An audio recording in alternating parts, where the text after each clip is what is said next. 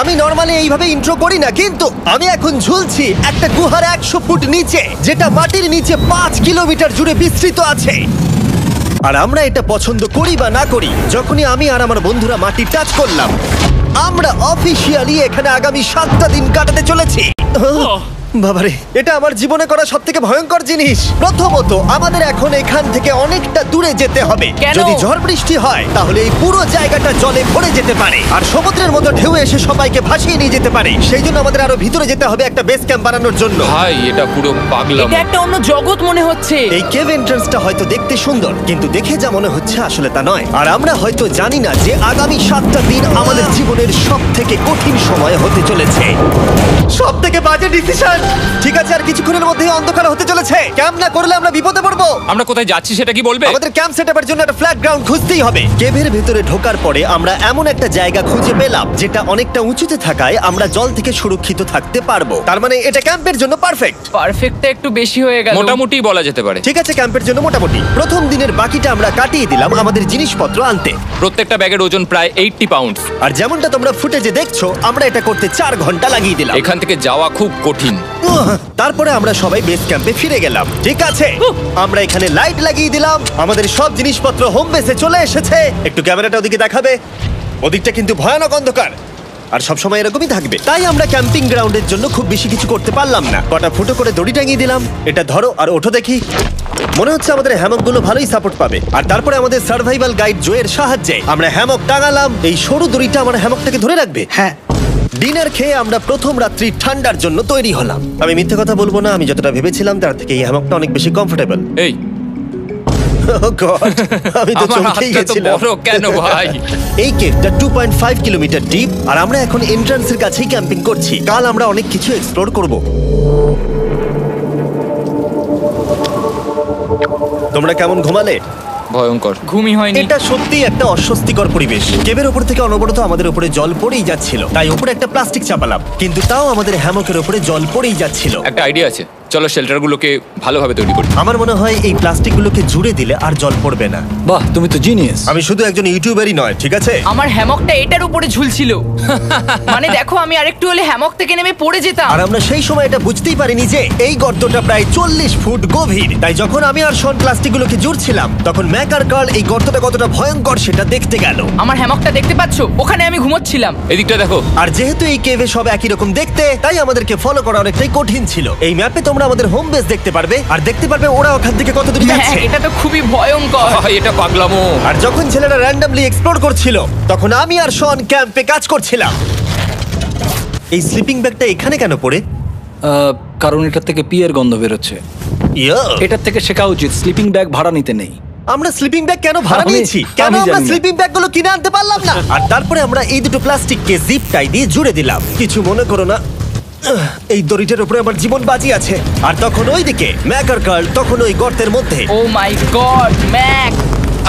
আর শেষ পর্যন্ত ওরা একদম নিচে পৌঁছে গেল। এই! আমি তো ভাবলাম সবাই ক্যাম্প নিয়ে কাজ করবে। আমরা শুধু দেখাচ্ছিলাম জায়গাটা কতটা ভয়ঙ্কর। না পড়লেই হবে, তোমাদের স্কিল নেই। আচ্ছা ঠিক আছে। আর যদিও ওদের এবার ফিরে আসা উচিত ছিল, কিন্তু কাল আর ম্যাক এটা কতটা গভীর সেটা দেখানোর চেষ্টা করলো। ভাই এটা দেখতে দারুণ লাগছে। তুমি কি নদীটাকে পার করতে পারবে? কিন্তু ওরা এটা জানে না যে এই রিভারটা এই কেভের গোটাটাই জুড়ে আছে। তার মানে এর মধ্যেও আমাদের কিছুটা সময় কাটাতে হতেই পারে। ওই তো ওরা এসে গেছে। এসো। তোমরা রান্না করে রেখেছো তো? হ্যাঁ, রান্না করেছি। ঠিক বলেছ। একটা নতুন বাড়ি, ঠিক বলেছি তো? একদম। এখন আমাদের একটা ছাদ আছে। আর এটা তো দারুণ। জিমি রান্না বেশ ভালোই আর করেছে। আমরা আমাদের ফায়ার পিটটাকে এই সুন্দর জায়গাটাতে নিয়ে এসেছি। জায়গাটা কেমন? বেশ গরম। আরামদায়ক। এই পাথরগুলো গরমটাকে ধরে রাখবে এবং ওপর থেকে যে পি পড়ছে সেগুলোকে আটকে দেবে। ওটা পি নয়। তাহলে ওটাকে কি বলবো? যদি জানি না, হয়তো বৃষ্টির জল হবে বা না, এটা বৃষ্টি নয়, না, পাথর মানে ইয়ে তুমি- করছে। এই একটু উপরে দেখাও। তুমি মেঘ দেখতে পাচ্ছো? পাথর দেখা যাচ্ছে। এটা বৃষ্টি নয়, রক পি। Rock P. ঠিক আছে, রক পি। ঠিক আছে, এটা রক পি। আর একটা শুকনো রাত ঘুমিয়ে কাটাবার পরে আমরা ঠিক করলাম জো আমাদের সার্ভাইভাল এক্সপার্ট, তাকে নিয়ে আমরা কেভের শেষ প্রান্ত অব্দি যাব। Cave, cave! Cave, cave! Cave, cave. Cave! দেখা যাক আমরা কেভের কতটা গভীরে যেতে পারি। তোমরা কিন্তু মনে রাখবে আমরা সবেমাত্র কেভের এন্ট্রান্সের দিকেই আছি, আর আমাদের ইচ্ছা এই কেভের শেষ প্রান্ত অব্দি যাওয়া, অবশ্যই না মরে গিয়ে। ও মাই গড, এটা তো খুবই স্টিফ। আরে এটা তো সবে শুরু। আমরা কেভের আরো গভীরে এসেছি। তোমরা সবাই সাবধানে আসবে। এটা খুবই ছোট জায়গা, আমার মনে হয় না এখান থেকে আমি যেতে পারবো। কেভ এক্সপ্লোরের ইন্টারেস্টিং জিনিসটা হলো যা হোক করে আমাদের এই ছোট্ট ফাঁকগুলোর মধ্য দিয়ে এগিয়ে যেতে হবে, ও মাই গড, খুব ছোট জায়গা। আর তারপরেই খুব বড় একটা জায়গা আসবে, সেটা এতটাই বড় যে কিছু না দেখতে পাওয়ার জন্য এটা করতে হলো। ও মাই গড! এবার আমি সব দেখতে পাচ্ছি, এটা দুর্দান্ত। এটার তো অনেক আলো। ভাই জায়গাটা কতটা সুন্দর দেখো। বাপরে কি আলো, আমি তো তাকাতেই পারছি না। আমি তো অন্ধ হয়ে যাব মনে হচ্ছে। এ বাবা, এটা কি হলো? আমরা বোধহয় ঠিক মতো এটাকে ব্যবহার করতে জানতামই না। চলো এগিয়ে যাই। আর তাই আমরা এগোতে থাকলাম। এই যে এই জায়গাগুলো, এগুলো খুব ভালো ধরার এখানে? জায়গা। এগুলো ধরে এখান থেকে পা ঘুরিয়ে চলে আসতে পারবে। এইভাবে কি? হ্যাঁ, একদম পারফেক্ট। জো সব থেকে ভালো কেভ গাইড। এভাবে কেউ গাইড করতে পারবে না। ঠিক আছে, এইবার ব্যাপারটা ইন্টারেস্টিং হবে। কি?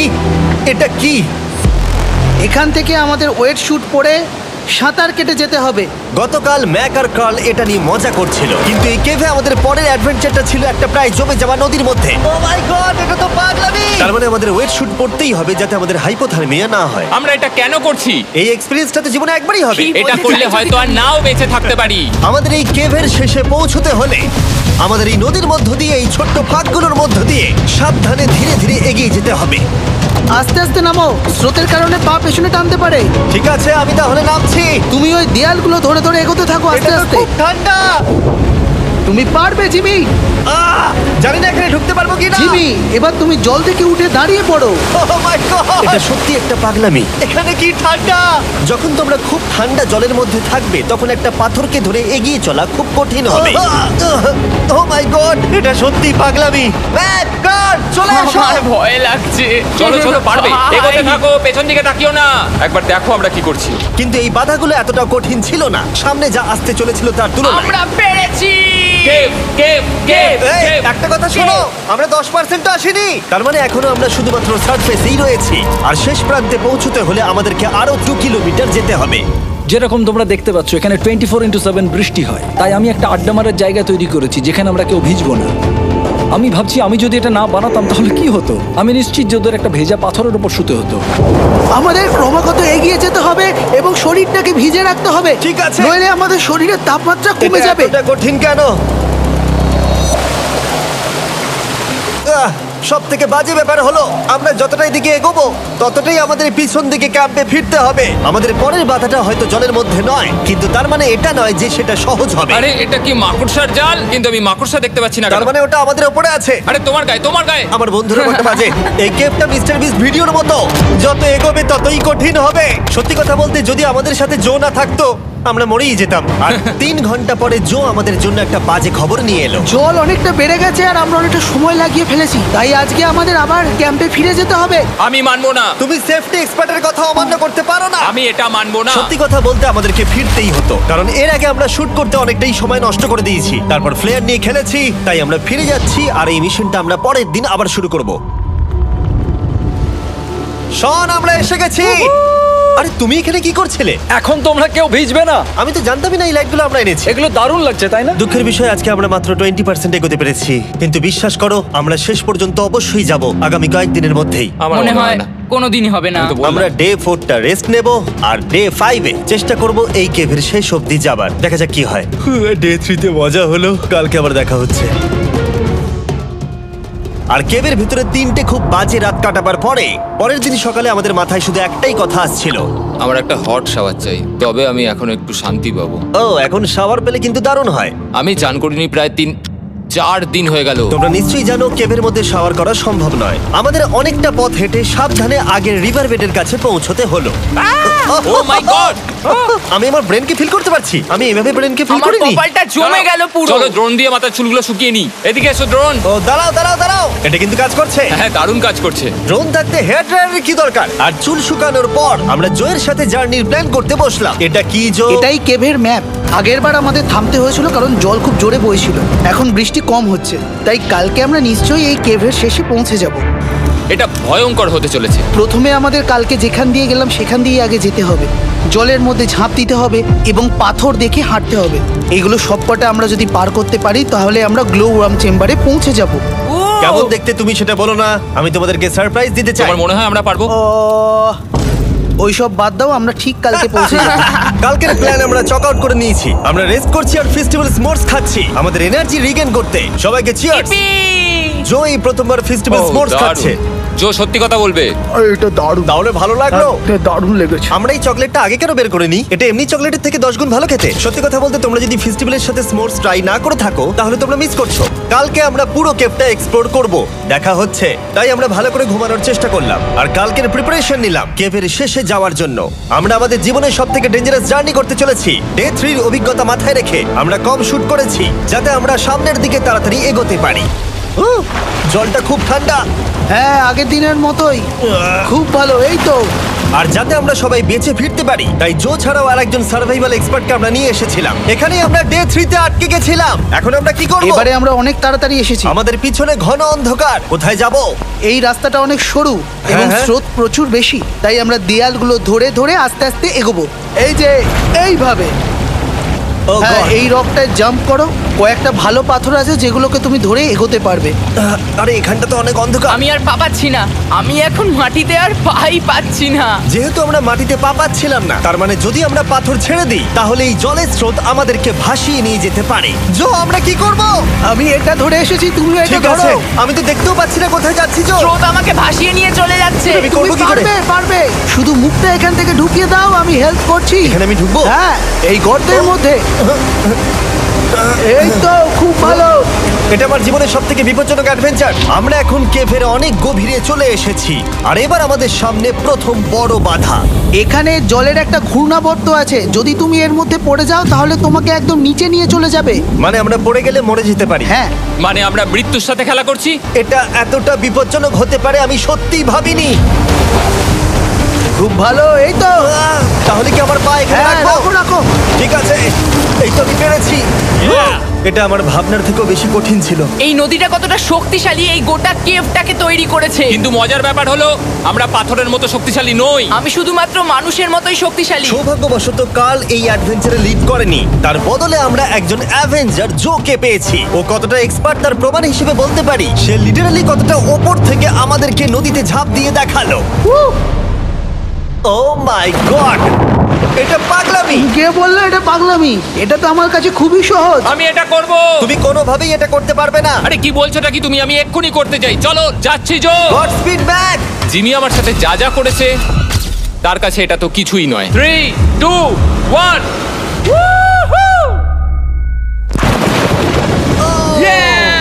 তুমি করবে? না, আমরা না এগুলো শেষ পর্যন্ত যেতে পারবো না।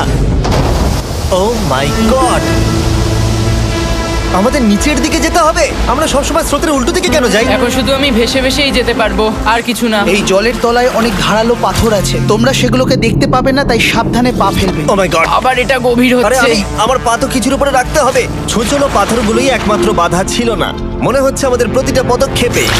ও ভাই, আমি কিচ্ছু দেখতে পাচ্ছি না। এটা খুব ভয়ঙ্কর। কেভটা আরো অন্ধকার হয়ে আসছিল এবং আরো সরু। আর তখন আমরা জানতাম না যে আমরা ফিনিশ লাইন অবধি পৌঁছতে পারবো কিনা। আমি ক্লান্ত হয়ে পড়েছি। এই কেভে আরো কঠিন বাধা আসার আগে তোমাদেরকে আমি কিছু দেখাতে চাইবো। জো, তোমার ব্যাগটা দাও। Thank you. তুমি জানো এর মধ্যে কি আছে?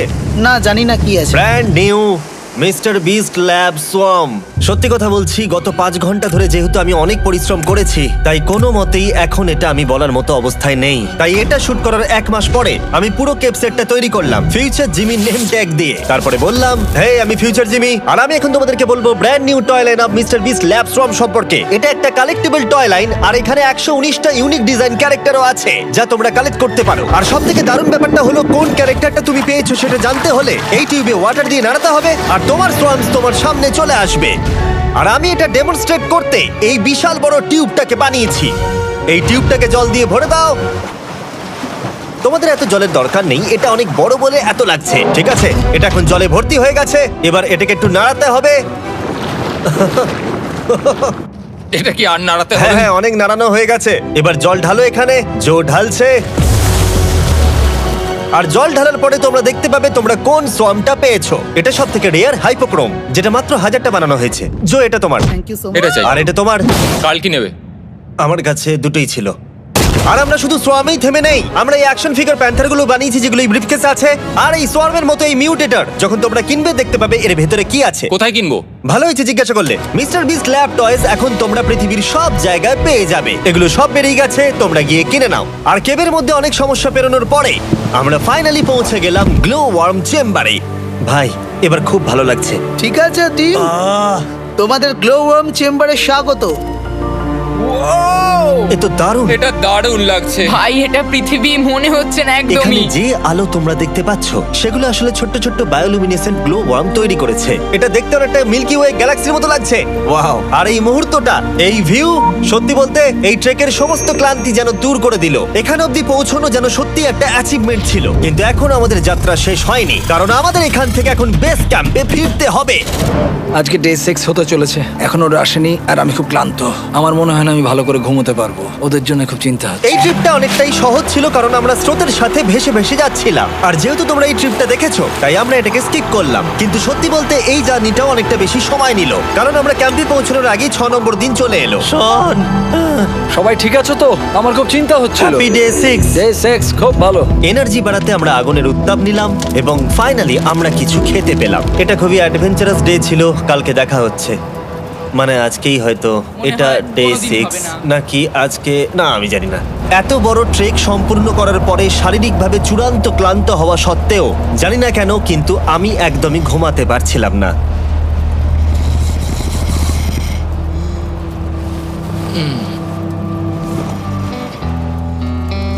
আমি 7 দিন সলিটারি কনফাইনমেন্টে কাটিয়েছি, কবরে কাটিয়েছি, 7 দিন রাফটে থেকেছি। কিন্তু সত্যি কথা বলতে এটা সবার থেকে বেশি কঠিন ছিল, কারণ সব সময় ভিজে, ঠান্ডা, প্রত্যেক মুহূর্তে এই পাথরগুলো শরীরে ব্যথা দিচ্ছে। বেশিরভাগ সময়টাই এই কেভটা দুঃস্বপ্নের মতো ছিল। কিন্তু তোমার আর আমার মধ্যে জিমি! ইয়ো! গার্ড, আমাকে দেখতে পাচ্ছো? এটা পৃথিবীর সবথেকে উজ্জ্বল টর্চ। মজার মুহূর্ত অনেক ছিল। মাটির নিচে 300 ফুট গভীরে অভিযান চালানো থেকে আমাদের সবাই মিলে হ্যামক নিয়ে হাসাহাসি করা সবকিছুই এই অভিযানের অংশ ছিল। যেহেতু আমাদের সঙ্গ দারুণ, চলো তিমির মতো আওয়াজ করো। তাই এই ভিজে, ঠান্ডা, পাথুরে অদ্ভুত কেভের ট্রিপটা বদলে গেল আমাদের জীবনের সব থেকে সুন্দর মুহূর্তে।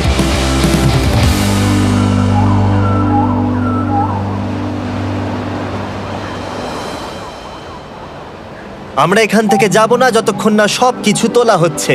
আর আমি সবকিছু বলেছি মানে সবকিছুই। চলো এবার বেরোনো যাক। আর যখন আমরা মাউথ কেভে আবার ফিরে এলাম, ভাই ওপরটা দেখতে দারুণ লাগছে। তখন জয়ের জন্য একটা সারপ্রাইজ ছিল।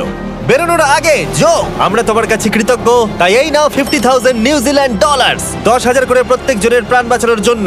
ও my God, thank you so much Jimmy. Thank you Joe. Love you, Joel! এবার আমাদের সব কাজ হয়ে গেছে, চলো বেরোনো যাক। 7টা দিন পরে আমরা ফাইনালি এখান থেকে বেরোচ্ছি।